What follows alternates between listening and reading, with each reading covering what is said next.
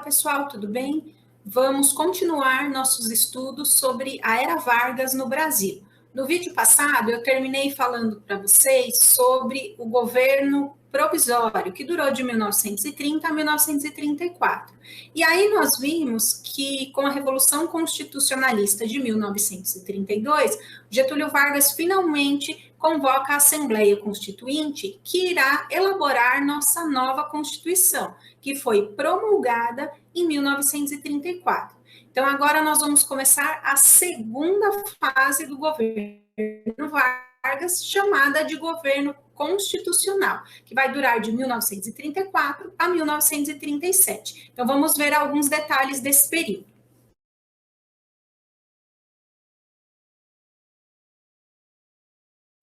Essa Constituição, então, é a terceira da nossa história. Então, só recordando, nós já estudamos a Constituição de 1824, que foi do primeiro e segundo reinado, e a Constituição de 1891, que era a que estava em vigor até a promulgação dessa Constituição, que é a primeira da Era Vargas. Essa Constituição vai estabelecer eleições diretas para os membros do legislativo, então vereadores, deputados e senadores, e vai confirmar o voto secreto e o voto feminino. Então, lembra a aula passada que eu falei para vocês do voto feminino? Então, é nessa Constituição que esse voto será confirmado.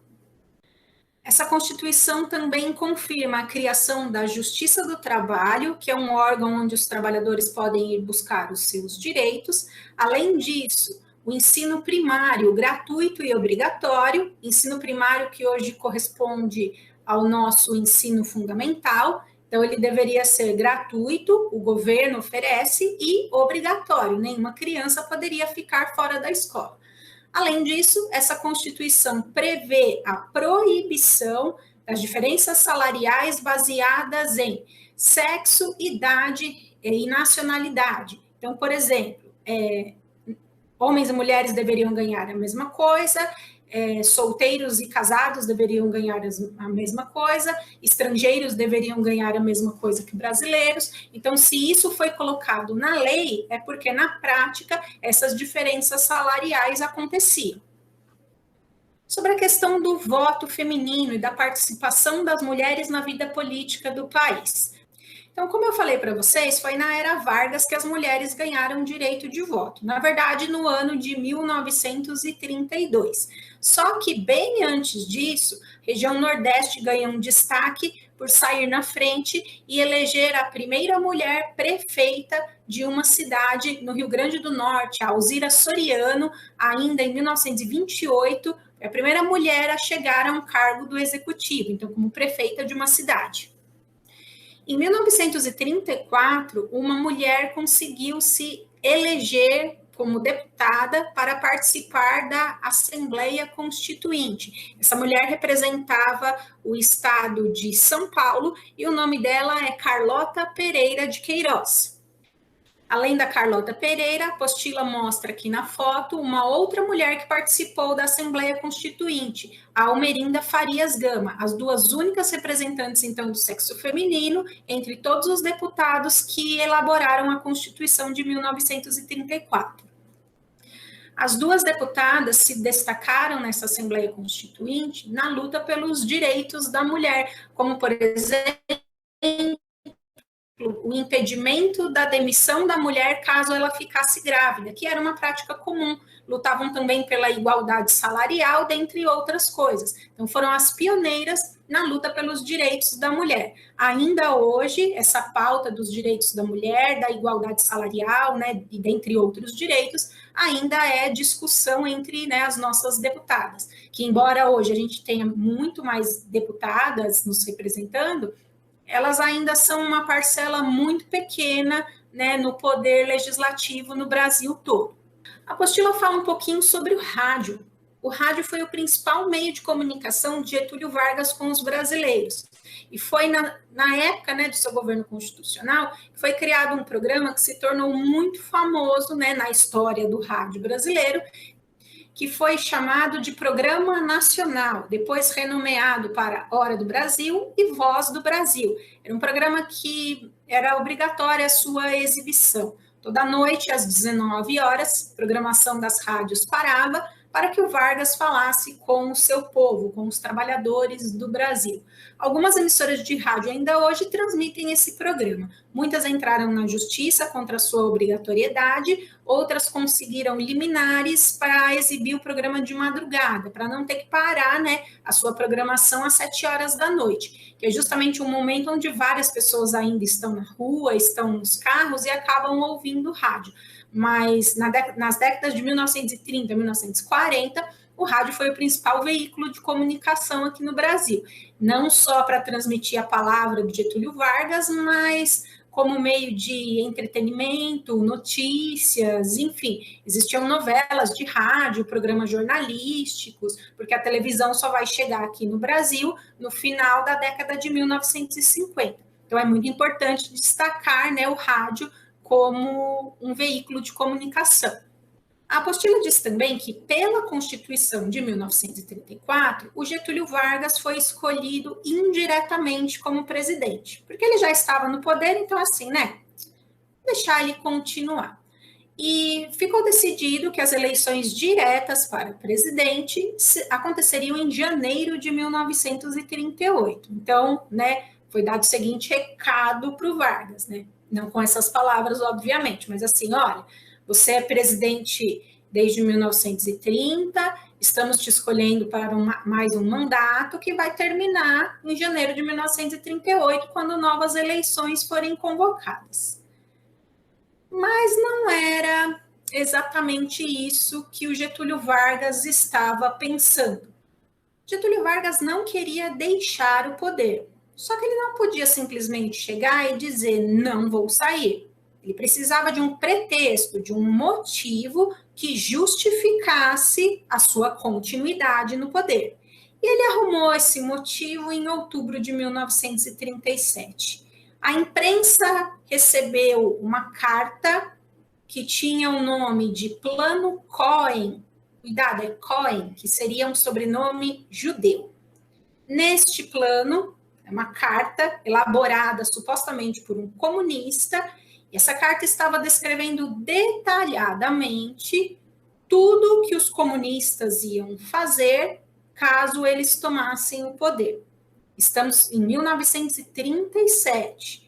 Os fascistas já tinham tomado o poder na Itália, na Alemanha, estavam se expandindo pela Europa. Lembra que nós falamos no capítulo de Segunda Guerra? Os países liberais europeus e os Estados Unidos tinham aquela ideia que era melhor um fascista do que um comunista se espalhar pela Europa, enfim. E aí chegou essa carta para a imprensa, jornais, noticiários em rádio, divulgando amplamente. Era um terrível plano de tomada do poder pelos comunistas. E aí aparece o salvador da pátria, Getúlio Vargas. Então ele determina que, a partir daquele momento, as eleições de janeiro de 1938 estão suspensas, porque o país está correndo perigo. Perigo comunista está solta. Então, é hora dele tomar o poder de uma maneira mais rígida para proteger as famílias brasileiras. Esse plano Cohen foi o pretexto utilizado pelo Getúlio Vargas para dar um golpe de Estado e iniciar uma ditadura no Brasil. Esse período que vai de 1937 a 1945 é chamado de Estado Novo. Então, é um governo, uma fase, melhor dizendo, ditatorial do governo de Getúlio Vargas.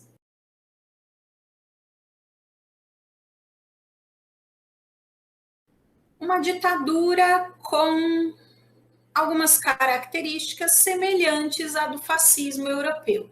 Então, assim, Congresso fechado, eleições suspensas e uma nova Constituição é apresentada aos brasileiros. A Constituição de 1937, que foi outorgada, foi imposta pelo Vargas. É a Constituição do Estado Novo, uma Constituição ditatorial que teve o apelido de polaca, porque ela foi inspirada na Constituição fascista da Polônia. Aí, assim, professor, e esse plano Cohen, ele era verdadeiro? Não, não era. Depois, pouco tempo depois, descobriu-se que quem fez essa carta, né, supostamente escrita pelos comunistas, foi alguém da equipe do Getúlio Vargas. Só que, assim, a ditadura já estava instalada. Como é que você vai chegar para o Vargas e falar assim, nós sabemos que é mentira? Não tinha como. É uma ditadura, cuidado, hein, gente, não é ditadura militar, é o período ditatorial de Getúlio Vargas. Uma ditadura com todas as características de ditadura. Censura, perseguições aos opositores, fechamento do Congresso, fechamento dos partidos políticos, a proibição de que eles existam, uma constituição ditatorial e perseguição a todos os opositores, porque, lógico, não foram todas as pessoas que concordaram com isso.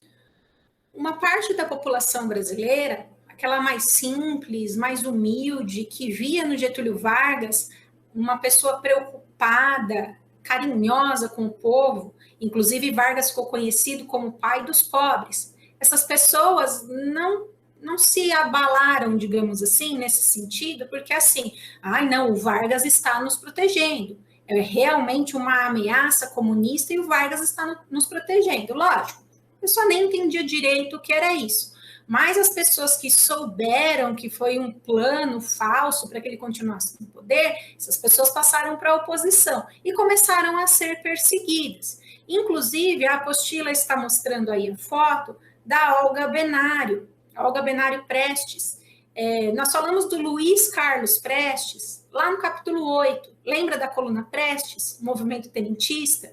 Então, liderado, né, pelo Luiz Carlos Prestes. Ele, depois que passou um tempo na Bolívia, voltou para o Brasil, se envolveu com as atividades do Partido Comunista e fazia, né, oposição ao Getúlio Vargas na época da ditadura do Estado Novo. Durante a sua vida e as suas andanças aí pelo mundo, o Luiz Carlos Prestes conheceu a Olga Benário, uma alemã, judia e militante do Partido Comunista. Eles acabaram se apaixonando, casaram e vieram aqui para o Brasil, mesmo porque a Olga estava fugindo, né, dos nazistas na Alemanha, e aqui a Olga ficou grávida. Enquanto ela estava grávida, ela acabou sendo presa, o Luiz Carlos Prestes também, né, por serem militantes do Partido Comunista, e o Getúlio Vargas, num gesto que muitas pessoas criticaram na época, deportou a Olga Benário. Ela foi mandada de volta para a Alemanha, grávida de um cidadão brasileiro, e aí uma judia comunista foi direto para um campo de concentração. No campo de concentração, ela teve sua filha, a menina que recebeu o nome de Anita Leocádia, e aí a mãe do Luiz Carlos Prestes, a dona Leocádia, moveu montanhas para tirar a sua neta das mãos dos nazistas e ela acabou conseguindo. Mas a Olga acabou morrendo, né, num campo de concentração, vítima aí, né, como milhões de judeus, de uma câmara de gás. Durante a ditadura do Estado Novo, foi criado o DIP, Departamento de Imprensa e Propaganda, que tinha duas funções. A primeira delas era censurar a imprensa contrária ao Getúlio Vargas. E a segunda era divulgar a imagem do Vargas como um pai bondoso e carinhoso da população brasileira, que só queria o melhor para essa população. A apostila mostra essa imagem, que é muito famosa, é da cartilha Getúlio Vargas para crianças. Então, na escola, a partir da ditadura do Estado Novo, as crianças recebiam essa cartilha e aprendiam como Getúlio Vargas era preocupado com a população brasileira. Tem algumas semelhanças com os regimes fascistas europeus. E aí, assim, professora, o Vargas era fascista ou não? Ele tinha simpatia por algumas características do regime fascista. Em 1939, começa a Segunda Guerra, como nós vimos. Aí, assim, de que lado nós vamos ficar? O Vargas tinha relações econômicas com os Estados Unidos. A gente vai falar sobre economia ainda nesse capítulo. E tinha simpatia por alguns valores fascistas. Durante algum tempo, o Vargas ficou fazendo o que nós chamamos de jogo duplo. Ora, tomava atitudes que agradavam os nazistas, como quando enviou a Olga Benário de volta para a Alemanha, ora, tomava algumas atitudes que agradavam os Estados Unidos. Então, ele foi politicamente esperto. Só que o Brasil teve que tomar partido na guerra quando teve navios atacados, né, por países do eixo, né, pelos países do eixo, e aí declarou guerra à Alemanha. o Brasil entra na Segunda Guerra já no seu finalzinho, em 1943, então rompendo, né, relações com os fascistas e se juntando aos aliados. Dessa vez, diferentemente da Primeira Guerra Mundial, o Brasil enviou tropas para a Europa, os pracinhas da FEB, Força Expedicionária Brasileira, que usavam nos seus uniformes um emblema com uma cobrinha, dizendo "a cobra vai fumar", expressão que significava alguma coisa assim, agora vocês vão ver. Os pracinhas da FEB tiveram participação importante na Segunda Guerra. A batalha mais conhecida é a Batalha de Monte Castelo, onde eles ajudaram, né, a derrotar os fascistas. Então, a participação do Brasil foi, sim, significativa nesse conflito. Em relação às leis trabalhistas, o Getúlio Vargas reuniu todas elas na chamada CLT, Consolidação das Leis do Trabalho, que é um dos documentos mais importantes da nossa história no século XX. Hoje, que nós estamos passando por várias discussões sobre as questões trabalhistas, muito tem se falado sobre essa CLT, que ela já sofreu, né, várias mudanças. Mas foi durante a ditadura do Estado Novo que a CLT foi criada. E aí, gente, chegamos na seguinte questão. 1945, termina a Segunda Guerra Mundial. O fascismo foi derrotado. E olha a situação do Brasil. O fascismo foi derrotado na Europa e o país era governado por um ditador que tinha muita simpatia pelas ideias fascistas. Então, assim, o que fazer? Nesse momento de derrota do fascismo, reorganização da Europa, o Vargas começa a ser pressionado para que deixe o poder. Então, assim, né, não cabe mais, nesse mundo pós-Segunda Guerra Mundial, um governante com características fascistas. O Vargas será tirado do poder, será deposto em 1945. Ele sai prometendo uma coisa: voltarei nos braços do povo. E é sobre isso que nós vamos falar no próximo vídeo, então. Espero vocês lá. Tchau!